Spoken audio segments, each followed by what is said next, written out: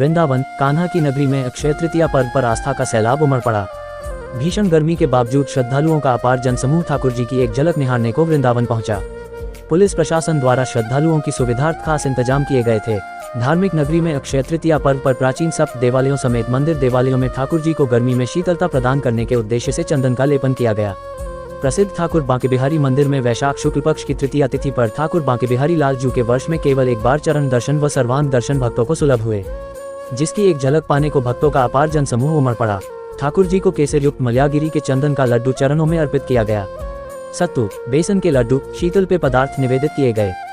ठाकुर जी को पीत रंग की विशेष प्रकार की पोशाक धारण कराकर सुगंधित रायबेल, कुंद, मोगरा, गुलाब की माला के साथ स्वर्णाभूषण धारण कराए गए।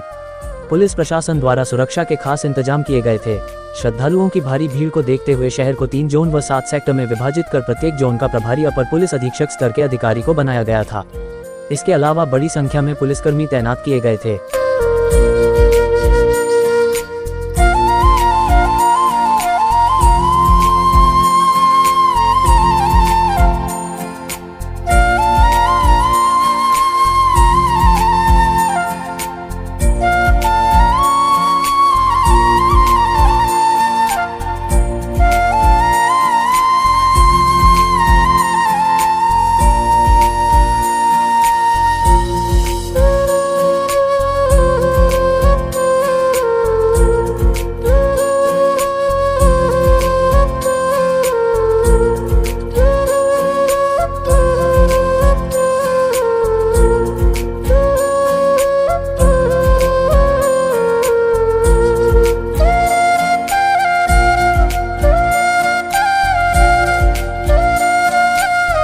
बताइए आज अक्षय तृतीया पर्व पर ठाकुर जी के दर्शन के बारे में। आज बहुत विशेष पावन पर्व है। आज अक्षय तृतीया का दिन है, तो त्रेता युग का प्रारंभ तिथि है। भगवान परशुराम की जयंती का अवसर है और सबसे विशेष बात है कि ब्रज में ठाकुर श्री बांके बिहारी जी के चरणों के दर्शन होते हैं, जो साल में एक ही दिन होते हैं। आज ही के दिन बद्रीनाथ के कपाट खुलते हैं और ठाकुर जी का सुबह चरणों का दर्शन होता है, जो चरणों में चंदन का गोला रखा जाता है। ठाकुर जी के शरीर पे चंदन लेपन होता है। आज का दिन का चंदन यात्रा के नाम से भी जाना जाता है और शाम को ठाकुर जी के सर्वांगीण दर्शन होते हैं, सारे शरीर के दर्शन होते हैं, जो साल में एक ही दिन होते हैं। ये स्वामी हरदास जी के समय से परंपरा चली आ रही है और आज ही के दिन बद्रीनाथ के कपाट खुलते हैं और स्वामी जी ने सारे संत जब बद्रीनाथ के जो दर्शन किए, उस समय बद्रीनाथ की यात्रा बहुत कठिन होती थी और अपने अंतिम समय जब लोग होते थे वो बद्रीनाथ की यात्रा पे जाते थे, तो स्वामी जी ने सब संतों से आग्रह किया कि मैं अपने ठाकुर जी का ऐसा श्रृंगार करूंगा कि जो बद्रीनाथ का पुण्य आपको मिलता है वो पुण्य आपको यहाँ मिलेगा।